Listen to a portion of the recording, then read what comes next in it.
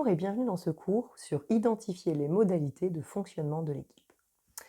Identifier les fonctionnements de modalités dans une équipe, ça va vraiment vous permettre de mieux vous insérer dans cette dernière et donc à la fin d'être plus efficace. Et c'est aussi ce qui permet de gagner en aisance dans son cadre de travail et également de se sentir en général plus épanoui. Puisque effectivement, toutes les interactions qu'on crée au travail, elles contribuent aussi à notre équilibre et à notre bien-être. Donc, qu'est-ce que j'entends par une modalité de fonctionnement? Une modalité de fonctionnement, c'est donc une forme particulière, spécifique d'une fonction, d'une organisation ou d'une équipe. Et donc, il existe dans les organisations, comme dans les équipes, des modalités de fonctionnement différentes. Je pense que c'est toujours intéressant de les connaître et de se les approprier, parce que, comme je vous dis, ça facilite l'intégration dans l'organisation. Si on comprend mieux comment l'organisation fonctionne, on va plus être à même de s'adapter et de trouver notre manière de fonctionner à l'intérieur de cette organisation. Et donc, je pense qu'il est toujours de la responsabilité de chaque individu de veiller à bien connaître l'organisation qui est en place. Certes, en général, l'entreprise, l'organisation dans laquelle vous allez œuvrer, va vous expliquer les grandes lignes, mais n'hésitez pas à poser des questions, n'hésitez pas à vous interroger, n'hésitez pas à vraiment pousser le questionnement toujours une coche plus loin que ce qui paraît simple et évident, de manière à pouvoir faire les choses avec le plus de discernement possible. De la même manière que identifier les modalités de fonctionnement dans son équipe peut être complémentaire à comment s'insérer dans un nouveau poste de travail. Donc je vous invite à aller consulter, si vous en ressentez le besoin, ce cours sur la plateforme. Alors, commençons par les différentes formes de modalités de fonctionnement de l'organisation au sens large. Je pense que c'est un préalable. Ce n'est pas vraiment le fonctionnement de l'équipe là que je vais vous expliquer, mais vraiment de l'organisation. Mais néanmoins, en général, ça sous-tend un petit peu comment va fonctionner votre équipe si vous comprenez comment fonctionne votre organisation. Et donc, parce que les modalités de votre structure, de votre entreprise, plus elles sont connues et identifiées, plus vous comprendrez en fait comment ça va se décliner finalement dans votre service ou dans votre équipe, etc., etc. Donc en gros, on distingue 5 grands modes d'organisation qui sont connus. La première, c'est l'organisation dite personnalisée. En gros, ça veut dire quoi? Ça veut dire qu'il y a une personne en haut de l'entreprise, et puis c'est le leader, c'est la personne qui a toutes les responsabilités, c'est la personne qui décide de tout. Et au fond, toutes les grandes décisions, toutes les interactions vont se faire directement avec cette personne. Les collaborateurs, les collaboratrices ne prennent pas de décision, elles sont prises par cette personne centrale. C'est lui qui incarne la vision, c'est lui qui incarne la personnalité de l'entreprise, c'est lui qui en général incarne l'expertise. Il a un peu tous les pouvoirs dans ses mains. Ça, on va trouver ça beaucoup dans les TPE en fait. TPE, les très petites entreprises, parce que effectivement, ça va sur des petites organisations, c'est assez simple de fonctionner de cette manière, mais néanmoins, si on regarde les GAFA, les grosses structures, euh, elles sont basées en général sur des leaders charismatiques. Parce que on connaît tous des Elon Musk, des Mark Zuckerberg, etc., qui sont des leaders charismatiques et qui portent la vision de leur entreprise. Et on est un peu sur cette typologie d'organisation très personnalisée. Donc c'est des modèles qu'on va retrouver et qui en fait découlent quand même d'un mode d'organisation derrière dans les structures et dans les entreprises. Ensuite, vous allez trouver des organisations plutôt d'ordre bureaucratique. Au fond, ces organisations, c'est un peu la même chose, ça veut dire que vous avez une organisation très centralisée, avec une personne qui prend les décisions, mais vous avez toute une série de procédures, de méthodes, de règles qui font qu'il faut passer par tel système pour pouvoir obtenir un accord, une décision. Donc, l'ensemble de ces procédures, de ces éléments, contribuent en fait participe de toutes les décisions. Et donc, du coup, il n'y a pas vraiment d'interaction entre les personnes. À nouveau, il y a parfois une tête en fait qui va organiser l'équipe. Ça peut être parfois deux, trois personnes et pas une seule personne, mais c'est un peu comme ça que ça va fonctionner. Des petites équipes peuvent fonctionner aussi de cette manière, avec cette façon un peu bureaucratique où vous pouvez avoir un chef d'équipe qui va effectivement, lui, euh, mettre en place des procédures pour pouvoir communiquer avec lui et concentrer tous les pouvoirs. Donc ça, à nouveau, c'est des dispositifs que vous pouvez trouver. On a également donc l'organisation pyramidale. L'organisation pyramidale, c'est une organisation qui est assez connue, puisque effectivement, c'est là où on va voir les fameuses couches en fait. Le plus souvent d'ailleurs, quand on parle d'organisation d'entreprise, c'est à ça qu'on pense en fait. Donc en fait, il y a une délégation de la responsabilité. Vous avez une direction, vous allez avoir des responsables de service, des chefs d'équipe, des chefs de méthode, etc., etc. Donc effectivement, on a vraiment une répartition des rôles et des fonctions, mais qui sont vraiment attribués, pas nécessairement parce qu'on estime que la personne est le leader, mais vraiment parce qu'on estime qu'elle a la poste, le poste, les fonctions qui sont en lien avec ça. Donc au fond, ce sont l'ensemble de ces managers qui vont devoir expliquer, écouter, participer. Ils ont plus une légitimité de fonction que de leadership. Vous voyez, dans les autres organisations, le leader est charismatique, c'est lui qui est à l'origine de la pensée et de la vision. En général, il est reconnu comme tel. Donc on adhère à son système parce qu'il est reconnu comme tel. Dans les organisations pyramidales, le chef d'équipe est reconnu parce qu'il est le chef d'équipe, par sa fonction, pas nécessairement par son charisme, par une valeur et une vision qu'il a pu mettre en scène. Ça ne veut pas dire que dans des organisations pyramidales, vous ne pouvez pas trouver des gens qui ont du charisme et une forte personnalité, etc., et qui vont avoir une posture en plus de leader. Mais en tout cas, on le reconnaît parce qu'il est votre chef d'équipe, point la ligne, quelque part. La légitimité vient de la fonction. C'est ça que je veux dire.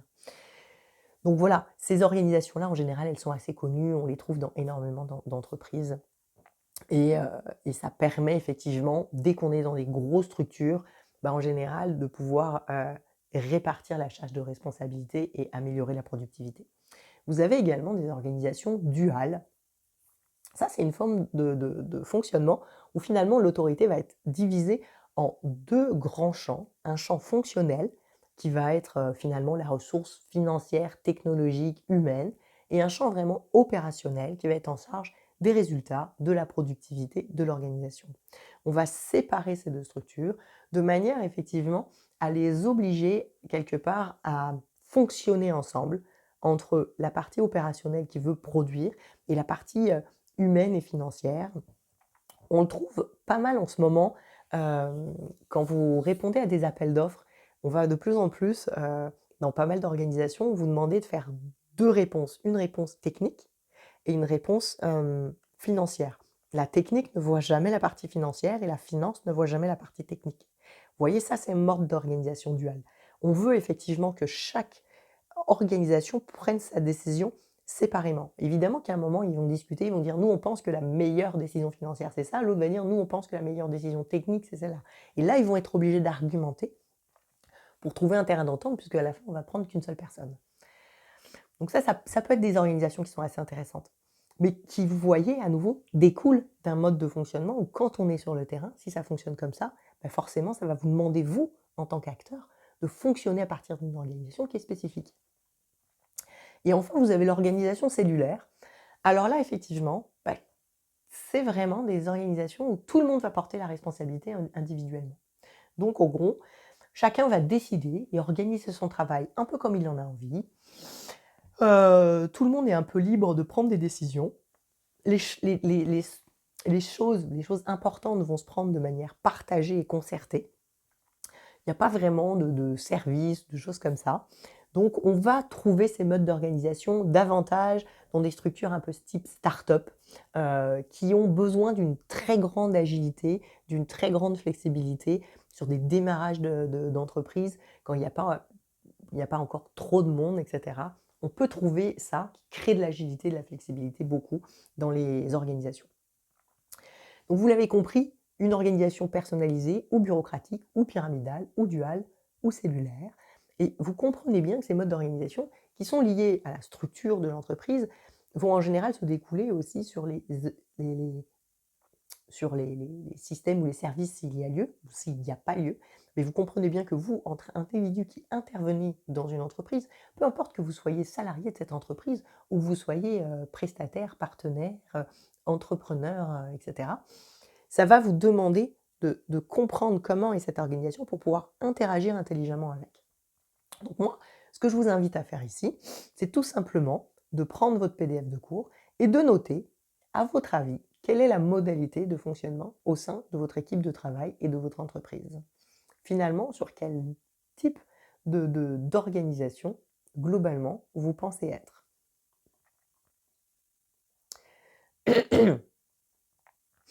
Maintenant, on va voir les modalités de fonctionnement indirect. Qu'est-ce que j'appelle par les modalités de fonctionnement indirect? C'est un petit peu, ça c'est les grandes bases, tu sais, qui sont structurées, auxquelles vous ne pourrez pas déroger dans une organisation d'entreprise. Si l'entreprise est constituée comme ça, elle va fonctionner de cette manière, vous n'avez pas le choix de vous adapter à ça. Puis il y a des choses dans les organisations qui sont un peu plus flexibles, qui sont un peu plus non officielles. Ça veut dire que, prenons un exemple, on va parfois observer dans des organisations des,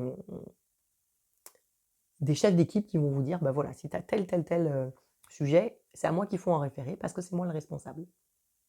Puis finalement, quand vous allez être sur le terrain, vous allez observer que quand il y a tel ou tel problème, personne ne va voir le chef d'équipe, tout le monde va voir l'autre gars là, qui est là depuis 40 ans, qui connaît très bien son affaire, et qui finalement a ce rôle finalement d'expert et de leader sur ce sujet.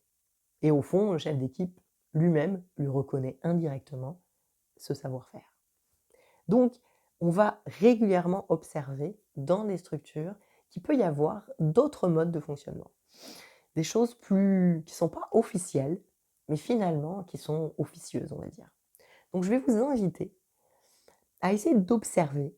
Peut-être vous l'avez déjà observé, puis vous aurez juste à le noter dans votre PDF de cours, mais à observer sinon, dans les prochains jours, dans les prochaines semaines, un petit peu, finalement, quels sont les fonctionnements réels.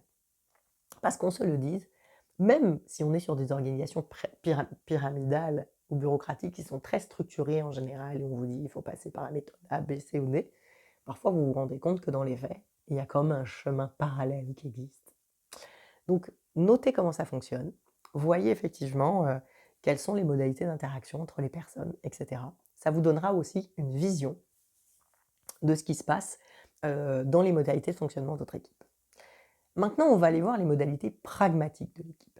Qu'est-ce que j'appelle les modalités pragmatiques? C'est les trucs un petit peu, les us et coutumes, les habitudes de tous les jours, qui font que l'équipe, les gens avec qui vous allez travailler dans votre quotidien, comment ils s'organisent concrètement, comment ils fonctionnent concrètement dans les interactions au sein de l'équipe.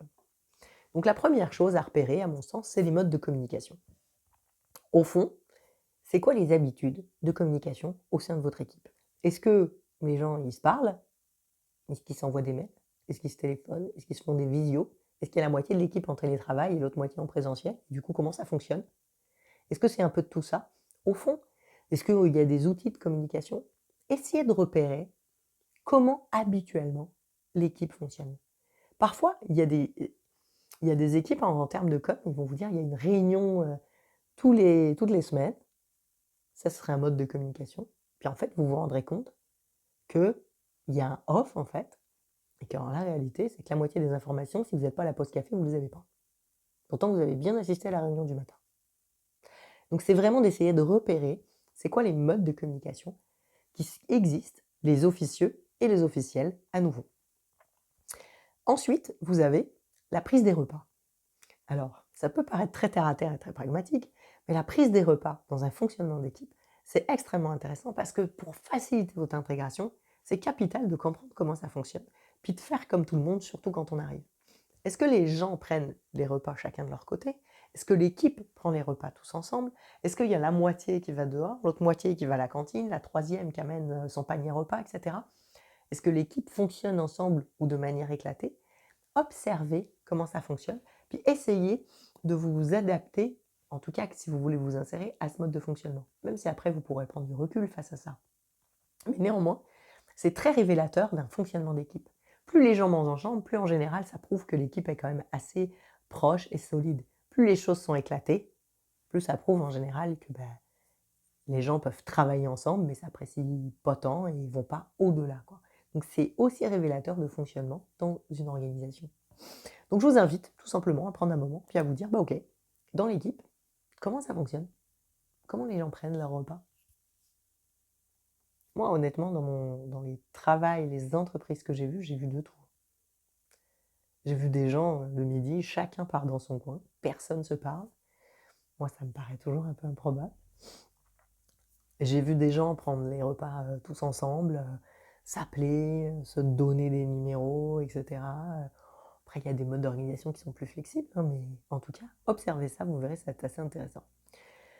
Il y a les pauses également, les temps de pause. Comment les gens prennent des pauses? Un peu, beaucoup, passionnément? À quel moment? Est-ce qu'ils y vont en petit groupe? Est-ce que tout le monde y va ensemble? Allez, on fait la pause, toute l'équipe part ensemble, ça arrive. Parfois, c'est des petits groupes. Ah bah tiens, je vois que machin et machin, ils s'entendent très bien parce qu'ils partent toujours à la pause café ensemble. Est-ce que c'est un peu la cantonade? Hey, je vais prendre la pause.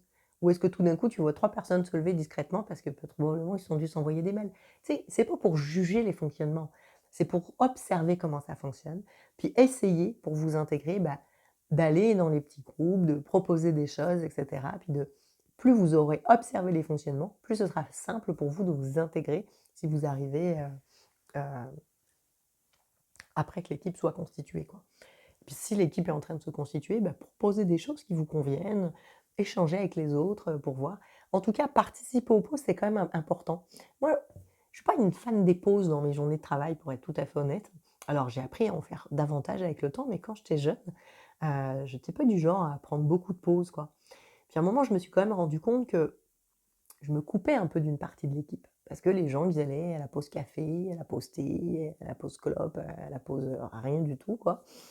Et, euh, et à un moment, je me suis dit, ok, Marie, c'est bien, mais c'est, je suis un petit peu en décalage avec l'équipe. Donc, quand je voyais les gens partir faire des pauses, j'allais faire des pauses. Alors, je prenais pas nécessairement ni un thé, ni un café, ni une clope, parce que je n'avais pas envie. Et je ne fais pas, en l'occurrence. Mais néanmoins, j'étais là. Je pouvais discuter. Il y avait des choses un peu informelles, et effectivement, ça a amélioré mon niveau d'intégration. Donc, observez comment se passent les pauses, est-ce qu'elles sont fréquentes ou pas. Et puis, essayez de voir comment vous pouvez vous adapter à l'intérieur de cette organisation. Après, il y a un dernier point à observer, c'est les rencontres hors bureau. Alors là, c'est encore une autre affaire. Dans les rencontres hors bureau, il y a deux choses. Il y a celles qui sont un peu organisées par l'équipe, où tout le monde est convié. Et puis, il y a celles que l'équipe s'organise avec les gens qu'elle a envie. Donc là, évidemment, s'il y a 2 personnes qui sont devenues amies, qui font un truc, ne vous sentez pas obligé de vous incruster. Ils n'auront peut-être pas envie de vous. C'est ça, s'il y a des choses de l'ordre de l'individualité et que les gens se voient par petits groupes parce qu'ils ont créé des affinités, il y a un moment, si vous créez des gens avec ces gens-là, c'est eux qui vous inviteront. Mais s'il y a des choses organisées par la direction, par l'équipe, etc., moi, je vous invite vivement à y participer. Je sais que parfois ça peut paraître un peu pénible, fastidieux. On se dit, bon, moi j'ai une affinité particulièrement avec personne, c'est mon travail, j'ai envie de rentrer chez moi, j'ai mieux à faire. Mais néanmoins, ça procède effectivement aussi de l'intégration. Donc, je ne vous dis pas d'être là tout le temps si ça a lieu très régulièrement, mais si ça a lieu de manière très ponctuelle, c'est une manière de montrer qu'on est investi dans l'équipe, qu'on est investi dans l'entreprise, qu'on participe, etc. Donc, trouvez le juste équilibre pour vous. En tout cas, observez ce que ces rencontres existent, à quel rythme, comment, et comment vous pouvez intégrer ça aussi pour vous intégrer intelligemment dans votre équipe de travail. Donc, de la même manière, notez sur votre PDF de cours, est-ce que ces rencontres existent? Si elles existent, comment elles s'organisent? Et, et comment vous pouvez trouver votre place à l'intérieur de tout ça. Donc, le bon usage, en fait, de tout ça, c'est vraiment, comme je vous le disais, c'est repérer les fonctionnements officiels et les fonctionnements non officiels, parce que ça va vraiment vous permettre d'améliorer votre qualité de vie au travail et votre performance au travail. Pour tout ce qui est modalités officielles, il faut les connaître de manière effectivement à pouvoir les appliquer, parce que là, vous n'aurez pas le choix, et apprendre à fonctionner avec cette organisation. Pour ce qui est des choses, comme je vous le disais, qui sont peut-être plus pragmatiques, et je ne sais pas, moi, si habituellement, vous vous dites, tiens, moi, c'est génial, j'habite à 3 minutes à pied de mon travail, j'aimerais rentrer le midi chez moi, mais toute l'équipe mange ensemble, je ne vous dis pas de temps en temps, si vous avez envie de rentrer chez vous, de ne pas rentrer chez vous, mais mangez un peu avec l'équipe, parce que ce serait un bon moyen de vous intégrer si tout le monde mangeait ensemble. Sinon, vous risquez de passer un petit peu à côté du sujet, quoi. Les gens vont se dire, tu vois, ils ne s'intègrent pas. Ce qui serait, en l'occurrence, un peu un fait. Donc, pareil pour les sorties, etc. Donc, le bon usage, une fois qu'on a identifié les modalités de fonctionnement de l'équipe, c'est vraiment de adhérer à l'ensemble des fonctionnements de l'équipe pour s'intégrer et en même temps à respecter votre propre fonctionnement et parfois à faire des propositions, à faire des suggestions d'amélioration. Si par exemple il n'y a aucune rencontre à l'extérieur du bureau et que vous trouvez ça sympathique, proposez-en. Il n'y a rien qui est impossible, quoi. Donc trouvez ce qui vous convient à vous à l'intérieur des fonctionnements, mais d'abord, dans un premier temps, observez ce qui est, trouvez votre place, et ensuite, dans un deuxième temps, au besoin, faites des propositions d'amélioration ou des suggestions tout simplement. Voilà ce que j'avais à vous dire sur le sujet. Je vous souhaite bonne continuation avec tout ça, et je vous dis au plaisir sur Bigger.